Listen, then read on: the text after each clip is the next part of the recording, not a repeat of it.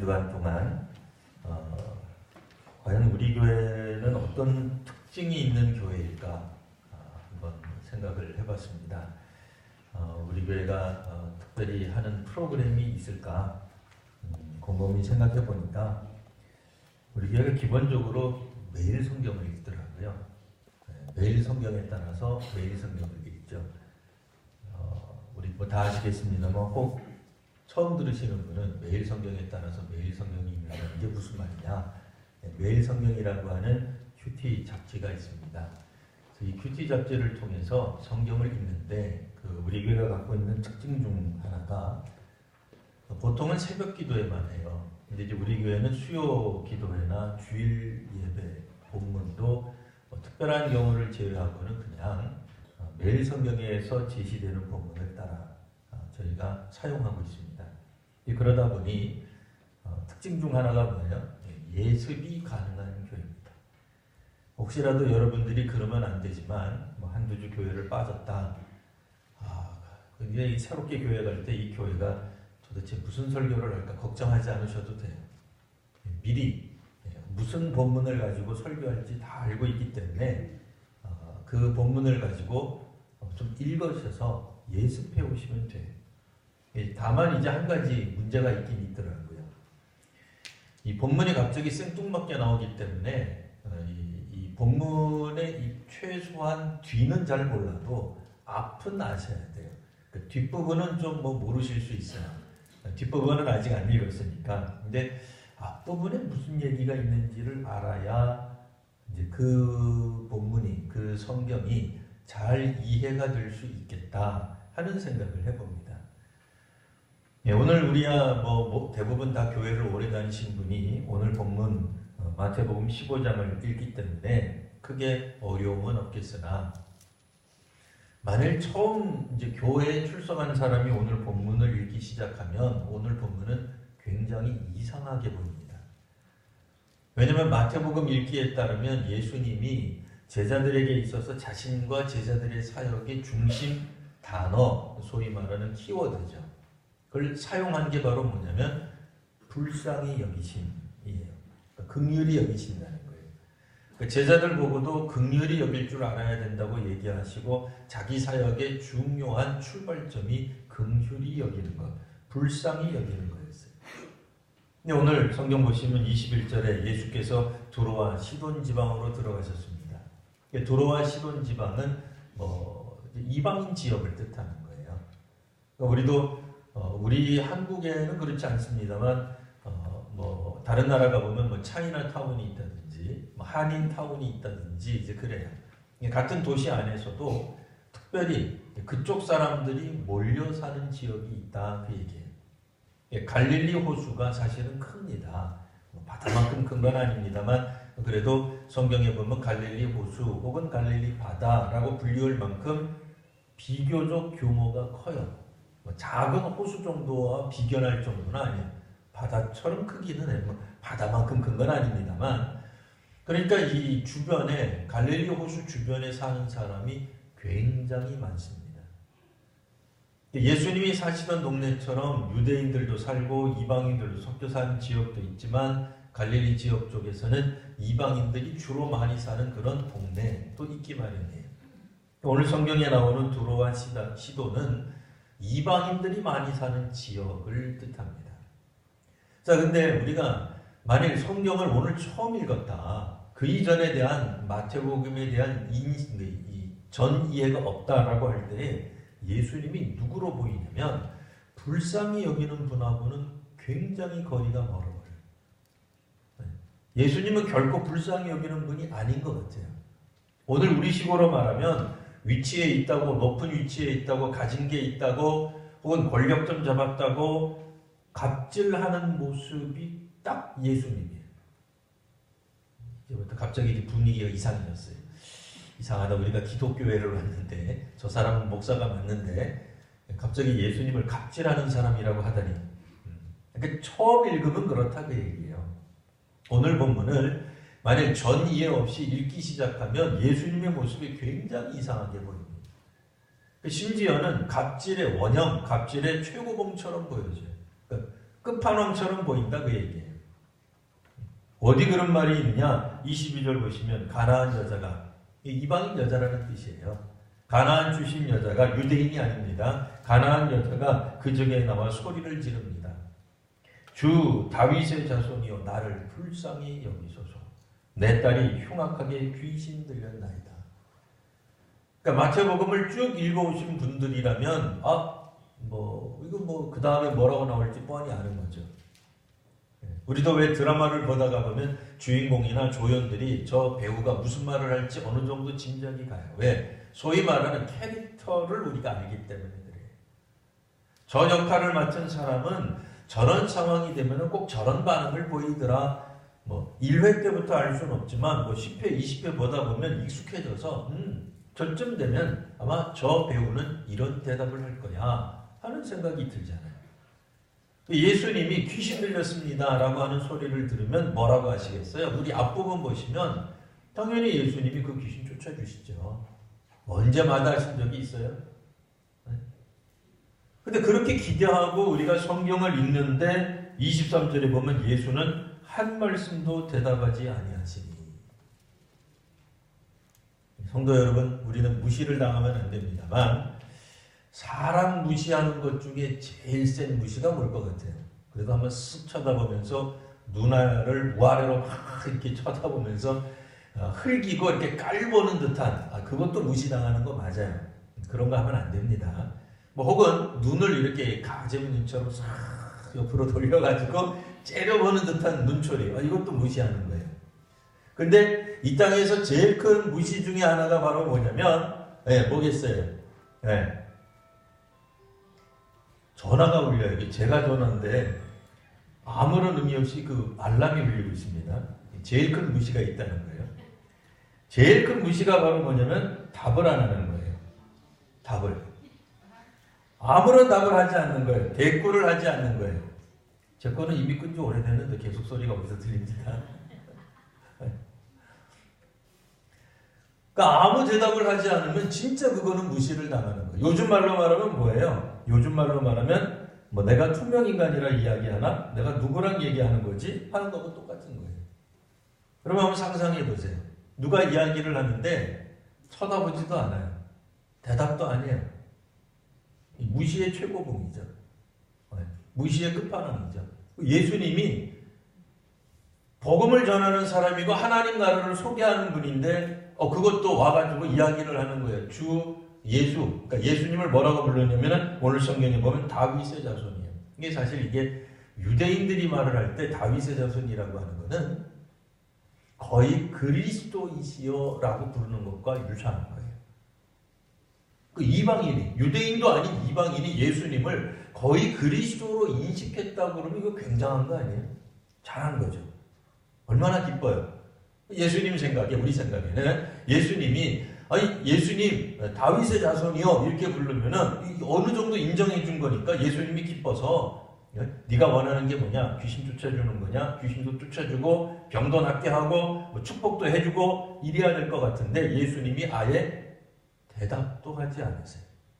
오죽하면 성경에 보면 예수님의 제자들이 하도 시끄러우니까 우리로 말하면 뭐예요? 층간소음이에요.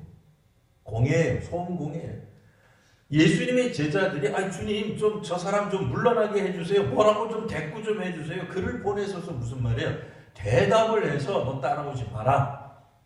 얘기를 해주세요라고 말할 정도로 아무 말씀도 안 하는 거예요. 근데 예수님이 주의 제자들이 자꾸 부르니까 이제서 비로소 대답을 해요. 24절 보면 예수께서 대답하여 이르시되, 이건 제자들에게 대답하는 거예요. 여인에게 말하는 것도 아니에요. 무시를 해도 이만저만이 아니에요. 완전히 투명인간 취급하는 거예요. 그러나 예수님의 목소리가 이 여인에게 들리긴 했을 겁니다. 어쨌든 제자들에게 말씀하시기를 나는 이스라엘 집에 잃어버린 양 외에는 다른 데로 보내심을 받지 아니하였노라. 이 말씀을 하신 거예요. 이스라엘 집 잃어버린 양 외에 내가 보냄을 받지 않았으니 나는 거들떠 볼 것도 없다 그런 얘기예요. 이 여인이 듣고는 25절 예수께 절하며 이르되, 아까는 저 멀리서 외쳤다면 이제는 예수께 나와 절하며 말을 합니다. 주님 저를 도우소서. 못 들었을까봐. 뭐 안 들었을 리가 없죠. 그랬더니 예수님이 또 어떻게 갑질을 하세요? 26절 보면 대답하여 이르시되, 이번에는 제대로 대답을 해주셨어요. 자녀의 떡을 취하여 개들에게 던짐이 마땅치 아니하니라. 자녀의 떡을 개들에게 주는 게 마땅치 않다. 예수님이 물론 한국말 하신 건 아닙니다. 그러니까 오늘날 우리들이 생각하는 것처럼 우리 한국어로 읽을 때 우리 느낌이 있죠. 개에게 던져줌이 마땅치 않다. 완전히 개 취급한 거 아니에요. 굉장히 기분 나쁘잖아요. 우리 문화에 있어서 사람을 개 취급한 거 아니에요. 네? 그러니까 오죽하면 욕에도 개의 자녀들아 뭐 그런 표현이 있어요. 네. 완전히 욕한 거잖아요. 2000년 전 유대인들이 말했던 개는 물론 우리 한국 사람들이 말하는 그런 개의 의미와는 조금 달라요. 그럼 어떤 개념이냐? 주로 이방인들을 개라고 표현했어요. 그럼 유대인들에게 있어서 이방인은 어떤 존재예요? 구원받지 못하는 존재예요. 우상을 숭배하는 사람들이에요. 하나님으로부터 구원받지 못할 사람이라는 뜻이 되는 거예요. 여전히 욕이에요. 우리 한국 정서와 똑같은 의미는 아니지만 그러나 한국에서 말하는 것 같은 욕임에는 틀림없어요. 우리 한국 사람들이 말하는 개라고 하는 의미는 뭐예요? 너는 사람도 아니다. 그 뜻이잖아요. 유대인들에게 있어서 개라고 하는 것은 구원받지 못할 것들, 우상에게 절하는 것들, 뭐 이런 표현이에요. 우리랑 비슷한 거예요. 유사한 거예요. 그러니까 이런 말을 했으니 생각해보면 생각해볼수록 이거 예수님이 심해도 심한 거 아닌가 이런 생각이 듭니다. 오늘날에도 TV에 가끔씩 부자들 혹은 권세 잡은 사람들이 어떻게 가난한 사람들 혹은 권력이 없는 사람들을 무시했는지 뭐 어떻게 찍었는지 동영상 같은 게 막 나와요. 그거 보면 우리 어떤 생각 들어요? 야, 세상에 저렇게 갑질하다니. 저런 사람들은 감옥에 가야 돼. 그런 생각 하잖아요, 우리. 근데 이 갑질의 원형이라고 말할까요? 갑질의 끝판왕은 사실은 예수님이 보여주고 있는 거예요. 그러니까 우리가 본문을 뚝 띄워놓고 읽기 시작하면 아니 진짜로 그렇게 되어 있잖아요. 예수님이 갑질을 해도 엄청나게 하시는 거예요. 사람을 무시해도 엄청나게 무시하는 거예요. 옛말에 삼고초려라는 말이 있어요. 근데 그거는 그렇게 뭐 비인격적으로 사람 무시하고 거절하는 건 아니에요. 그 고사에 나오는 내용을 보면 그냥 거절한 것뿐이에요. 근데 이 여인도 어떤 의미에서는 삼고초려를 3번 예수께 나아가는데 나아갈 때마다 엄청난 인격적 모독을 당하고 있는 겁니다.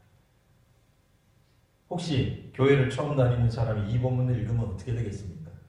아, 예수께 은혜를 받으려면 교회에서 모욕을 당해야 되는 것이다.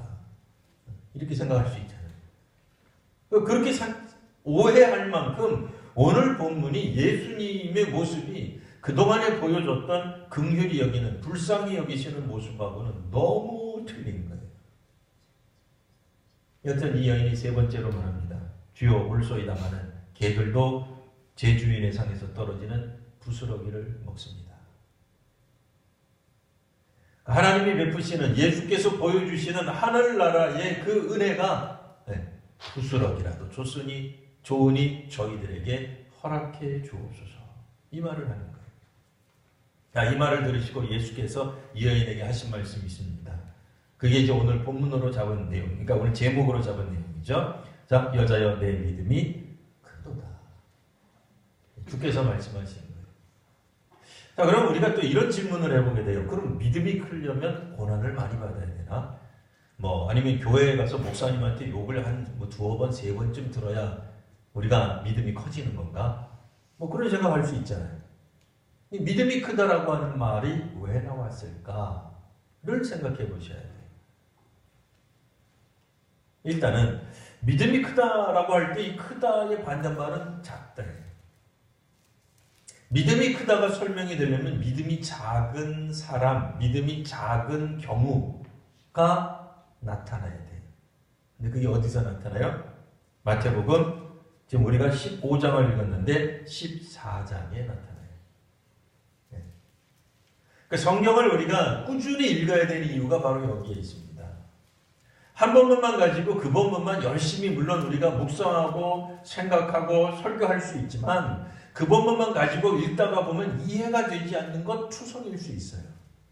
요행이 그 짧은 본문으로 우리가 다 충분히 이해하고 은혜 받으면 감사해요. 근데 어떤 성경은 그렇게 되지 않아요. 오늘 우리도 꽤 긴 구절을 읽었어요. 근데 믿음이 크다라고 하는 게 정확하게 무슨 의미인지 잘 모르는 거예요. 예수님으로부터 무시당해도 세 번째 나아가면 믿음이 큰 거냐? 그러면 예수님은 계속해서 우리를 무시하신다는 얘기냐? 교회에 가서 구역장이나 목사님한테 욕을 먹어야 은혜를 받는다는 얘기냐? 무슨 얘기인지 모르잖아요. 도대체 뭐가 믿음이 큰 거냐 말이에요. 수십 년간 우리가 교회를 다녔으면 이 뜻이 무슨 뜻인지는 알아야 돼요. 알아야 전할 수 있잖아요. 우리의 자녀가 물어보거나 새가족이 물어보면 무슨 뜻인지 말할 줄 알아야 될 것 아니에요. 네. 무슨 의미인지 모르고 지나가면 얼마나 서운해요. 그럼 안 되잖아요. 그래서 오늘 제가 다시 한번 설교의 제목을 믿음이 큰 사람. 왜냐면 이 단어를 우리가 짚고 이해하고 넘어가지 않으면 오늘 본문은 아무리 읽어도 무슨 뜻인지 모르는 거예요. 자, 믿음이 큰 사람이 있다는 것은 상대적으로 믿음이 작은 사람이 있다는 거겠죠. 그 믿음이 작은 사람이 성경 앞부분에 나오든 뒷부분에 나와야 돼요. 만약 1장에 나온다 그러면 그거는 성경을 우리가 잘못 읽은 거겠죠. 근데 우리가 15장 읽고 있잖아요. 근데 바로 14장, 바로 앞부분에 믿음이 작은 사람이 31절에 나옵니다. 마태복음 14장 31절을 펴시고 우리 같이 한번 성경 펴신 분들은 같이 읽어보도록 하겠습니다. 마태복음 14장 31절입니다. 시작. 예수께서 즉시 손을 내밀어 그를 붙잡으시며 이르시되 믿음이 작은 자여 왜 의심하였느냐 하시고 아멘. 여기 보면 믿음이 작은 자가 나와요. 믿음이 작은 자가 누구예요? 베드로예요. 예수님이 베드로를 보고 왜 또 믿음이 작은 자라고 했는지 살펴보지 않을 수 없습니다. 문제는 지금 이때가 어느 때냐면 예수께서 오병이어 기적을 베푸신 후에 제자들도 또 사람들도 빨리 그 장소를 떠나게 하셨어요. 소위 말하는 그 기적, 급식 기적, 기적의 장소에서 남아있지 않도록 사람들을 다 돌려보내십니다. 그리고서는 예수께서 혼자 아마도 기도하신 후에 따로 제자들을 만나러 가시는데 이미 제자들은 배를 타고 바다 건너편으로 가고 있었어요. 근데 문제는 바다 건너편에 못 갔어요. 제자들이. 여전히 바다 한가운데 있는 거예요. 이유는 바람 때문에. 바람이 불어서 그들이 원하는 방향으로 나아가지 못하고 있는 거예요. 예수께서 그들에게 나타나서 걸어오시는데 제자들이 보고는 두려움에 빠집니다. 유령이다. 우리식 표현으로 하면 이제 귀신이다. 이렇게 되겠죠. 우리는 뭐 유령에 대한 개념이 별로 없잖아요. 귀신이다. 이렇게 되는 거예요. 예수께서 나다. 두려워하지 말아라. 그때 베드로가 뜬금없는 제안을 합니다. 주여 만일 주님이시거든 나를 명하사 물 위로 오라 하소서.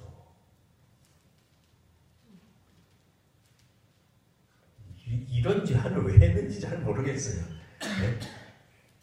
근데 어쨌든 이 제안을 예수께서 흔쾌히 허락하세요. 뭐라고 하셨어요? 오라. 베드로가 물 위로 걸어갑니다. 이미 지금 이 물에 빠져가는 베드로를 보고 예수께서 말씀하시기를 믿음이 작은 자라고 하는 거예요. 근데 이 믿음이 작은 자인 베드로는 누구도 이 세상 누구도 해본 적이 없는 물 위로 걷고 있는 거예요. 분명 예수님이 이 베드로 보고 믿음이 작은 자라고 얘기했어요. 근데 이 믿음이 작다는 표현이 구원 못 받는다 그런 개념이 아니에요. 절대로 그런 개념이 아니에요. 믿음이 작은 베드로는 지금 물에 빠져가고 있는 사람이에요. 근데 뭐 하고 있다가 물 위에서 걷고 있다가 발목까지, 무릎까지, 허리까지 물에 빠져가고 있는 거예요. 우리는 그렇게 물에 안 빠집니다. 어떻게 빠지죠? 우리는 퉁덩 빠집니다. 네. 베드로처럼 물에 안 빠져요. 네, 퉁덩 빠지지. 한 번에 훅 빠지지. 네. 빠져가지 않아요, 우리는. 뭐 슬로우 모션으로 보여줘야 이게 뭐 초고속 뭐 해야 빠져간다 그러지, 일반적으로 우리는 그냥 빠졌다 이렇게 해요. 베드로가 보여준 모습은 뭡니까? 보통 인간이 경험할 수 있는 것을 초월한 경험을 지금 베드로가 우리 모두에게, 베드로를 포함해서 모두에게 보여주고 있는 거예요. 근데 그가 바람을 보고 무서움에 빠지자 물에 빠져가는 거예요. 그가 믿음이 없는 사람이 아닙니다. 무리를 걸어보지 못한 사람이 아닙니다. 아니, 정확하게 말하면 인류 최초로 물 위로 걸어갔던 사람. 그에게 말씀하시기를 믿음이 작은 자요. 믿음이 작은 자는 뭐예요? 그의 눈앞에 있는 현실, 뭐죠? 바람. 바람 때문에 그동안에 제자들이 바다 건너편으로 가고 싶었지만 못 갔어요. 바람은 실제하는 어려움이에요. 허상이 아니에요. 망상이 아니에요. 상상 속의 공포가 아니에요. 실제로 존재하는 공포요, 위협이요, 걸림돌이에요. 문제는 그 실제하는 걸림돌이요, 위협이요, 공포인 바람을 보자 그가 빠져간 거예요. 예수께서 말씀하십니다. 믿음이 작은 자요, 왜 의심하였느냐.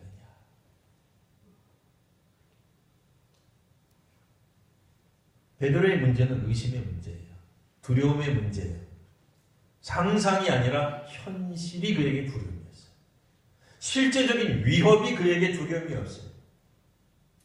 가짜 두려움이 아니라 진짜 두려움이었어요.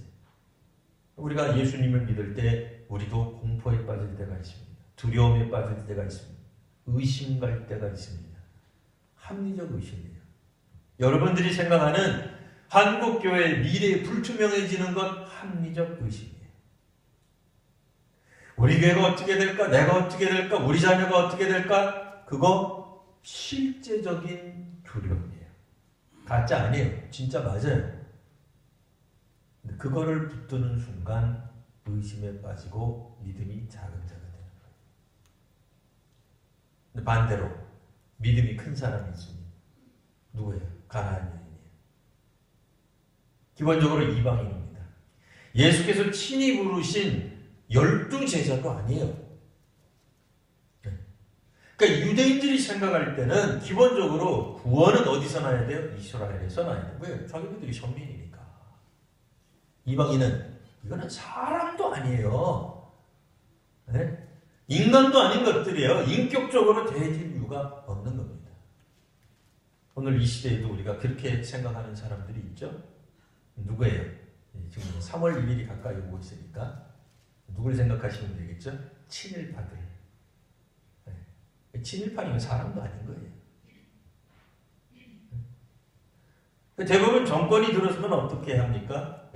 이 악한 것들은 다 치워버려야 돼요. 범죄와 전쟁을 해야 되고, 정의를 구현해야 되고, 적폐도 청산해야 되고. 예수님 시대에도 그런 사람들이 있었어요. 누구요? 친일파 같은 친일 로마파. 대표적으로 예수님 제자 중에 마태. 그 사람 지금은 세리예요. 유대인인데 로마의 앞잡이가 되어서 유대인들의 세금을 뜯어가지고 로마에 주고 자기가 먹고 산 사람. 얼마나 사악한 사람. 우리 시대 친일파랑 똑같아요. 그들이 부자예요. 삭개오도 세리장이었어요. 부자였어요. 우리 교회 성도님들 가운데는 정치 일선에서 나서는 분이 없으시니까 제가 이런 말 할 수 있을 것 같아요. 세상 정치는 죄인들을 쓸어버려야 돼요. 악인을 내버려 두면 안 돼요. 예수님이 하시는 하늘나라의 정책, 하늘나라의 방향은 죄인을 품는 데 있어요. 악인을 그리스도의 제자로 영입하는 데 있어요. 유대인들이 생각할 때는 이방인은 믿을 수 없는 족속들이에요. 아무런 가치가 없는 사람들이에요. 하나님이 아무리 역사해도 하나님이 아무리 긍휼히 여기시는 불쌍히 여기시는 하나님이라 할지라도 이방인은 불쌍히 여길 필요가 없다고 생각을 해요. 심지어는 바리새인과 서기관들조차도 같은 유대인이라 할지라도 율법을 따르지 않는 사람들은 비인격적으로 되어 있어요.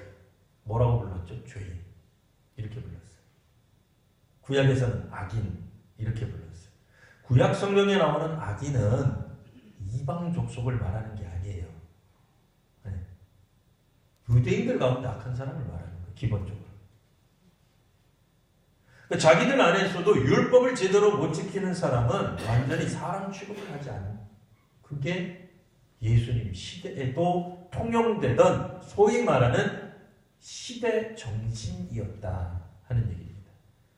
그 사람들은 그 시대적 정신을 가지고 하늘나라에도 대입하기 시작한 겁니다. 그때 예수께서 말씀하셨습니다. 베드로는 믿음이 작은 자고 가나안 여인은 믿음이 큰 자다. 뭐겠어요? 예수님의 12제자뿐 아니라 이방인에게도 믿음이 열려있다고 해요. 하늘나라가 열려있다고 얘기해요. 그래서 예수께서는 무엇을 칭찬하고 계시는가? 이 여인의 믿음을 칭찬합니다. 이 여인은 무엇을 보았습니까? 이스라엘뿐 아니라 이방인들도 구원하시려는 하나님의 뜻을 본 거예요. 예수님이 선포하는 하늘나라는 유대인에게만 허용되는 것이 아니라 당시에 유대인들이 생각하는 개처럼 여겼던, 죄인으로 악인으로 여겼던, 구원과는 관계가 없다고 여겼던, 오늘 우리식으로 말하면 7.18로 여겼던 사람들에게도 하늘나라가 열려있는 예수의 사역을 제대로 본 거예요. 의심 없이. 베드로는 의심했지만, 오히려 역으로 베드로는 의심했지만, 물 위를 걸어가면서조차 의심했지만, 물 위를 걷는다는 것 자체가 상상이 안 가는 거 아니에요? 여러분 어떻게 생각하세요? 물 위를 걸어본 적이 없잖아요, 우리가. 근데 물 위를 걸어가고 있는 것, 그러면 이미 예수님에 대한 믿음 끝난 거 아니에요? 더 이상 무슨 증거가 필요해요? 내가 예수님께 물 위로 걸어가고 있는데 예수님이 그리스도이신지, 예수님이 주권자이신 무슨 증명이 필요해요? 내가 물 위로 걸어가고 있는데. 그런데도 베드로는 의심에 빠져요. 그 뭐예요? 유대인 중에 12명이라 할지라도 믿음이 작은 자가 있다. 구원 못 받는 뜻 아니에요. 믿음이 작은 자가 있다. 근데 이 여인은 예수의 제자도 아니에요. 네. 예수님을 계속 따라다녔던 사람이 아니에요. 그런데도 예수님의 사역, 예수님의 구원 베푸심에 대한 초도 의심이 없었어요. 이게 믿음이 큰 겁니다. 자, 그리고 나서 두 번째 에피소드가 나오죠. 29절에서 31절.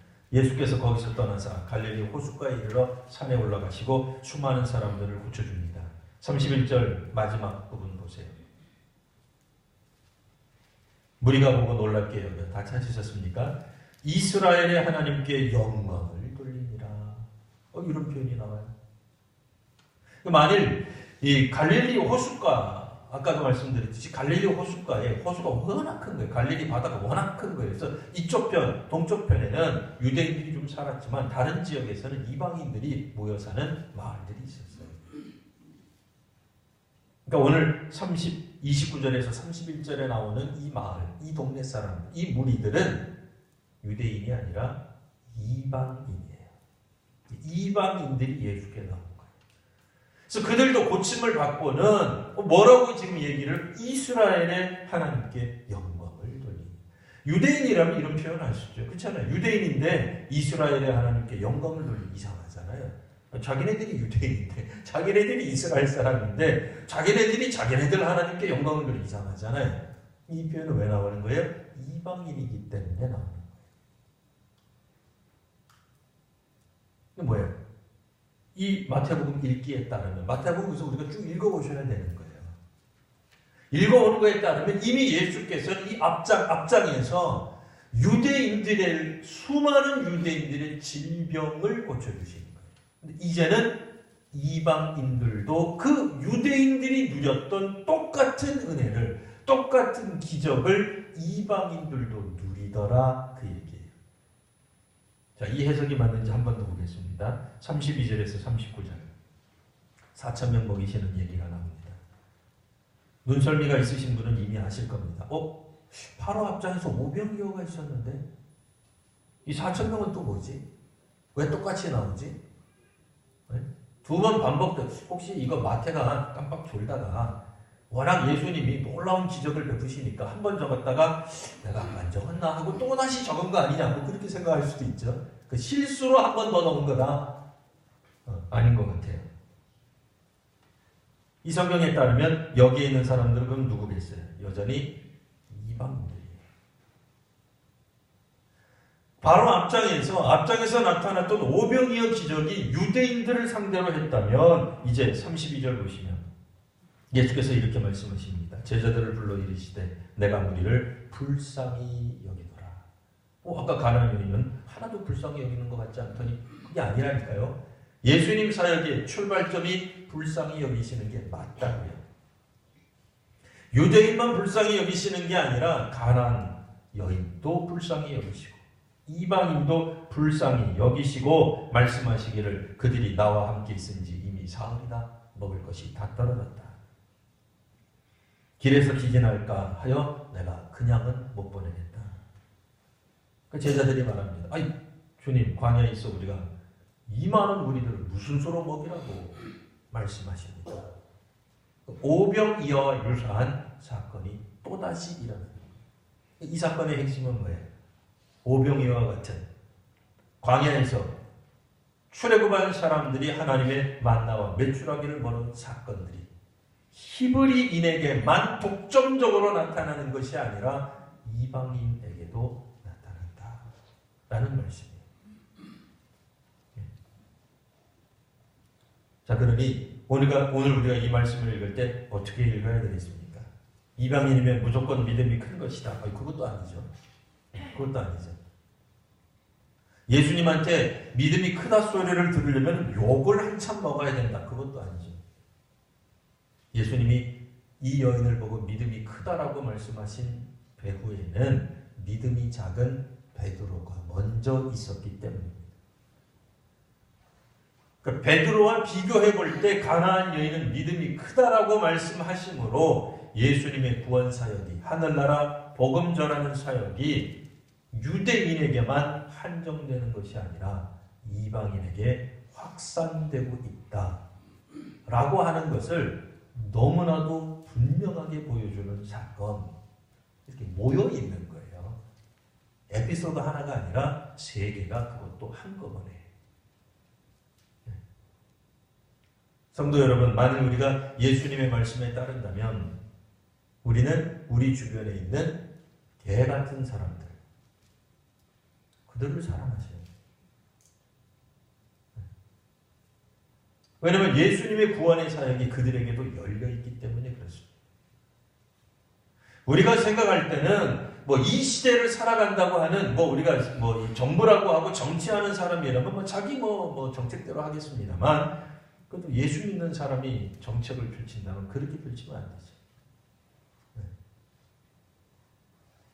이방인에게도 하늘나라가 열려 있다. 유대인에게 나타났던 똑같은 기적의 역사가, 사람 고치는 역사가, 병 고치는 역사가, 귀신 쫓겨나는 역사가, 오병이어 급식 기적이 이방인에게도 동일하게 나타난다. 그 말씀하고 계시는 겁니다. 오늘 우리가 사람들을 대할 때 편견에 사로잡힐 수 있습니다. 인간이니 그럴 수밖에 없겠죠. 우리의 연약함 때문에 그럴 수도 있습니다. 그러나 그 편견을 뛰어넘는 일이 실상은 어려운 겁니다. 오늘 본문에서 최초로 은혜를 받은 사람은 당연히 이 가나안 여인이었을 겁니다. 그러나 예수께서 이 말씀을 하시고 이 기적을 보여주셨을 때에 가나안 여인만 들으라고 하셨겠어요? 아니죠. 예수님 따라다니던 12 제자가 알아야 되는 내용인 거예요.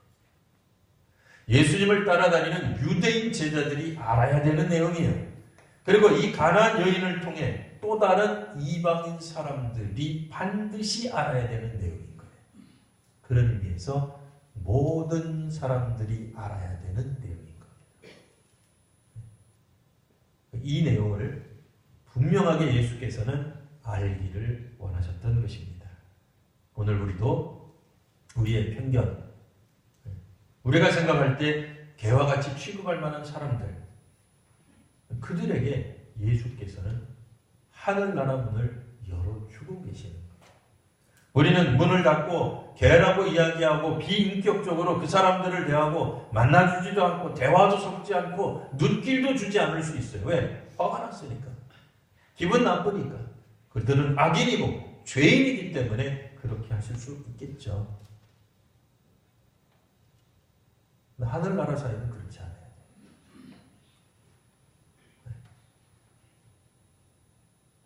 마태복음 읽기를 통해 예수께서 하시는 말씀, 예수께서 보여주시던 행위가 무슨 의미인지 또 깨닫게 되는 귀한 오늘 하루가 되시기를 바랍니다.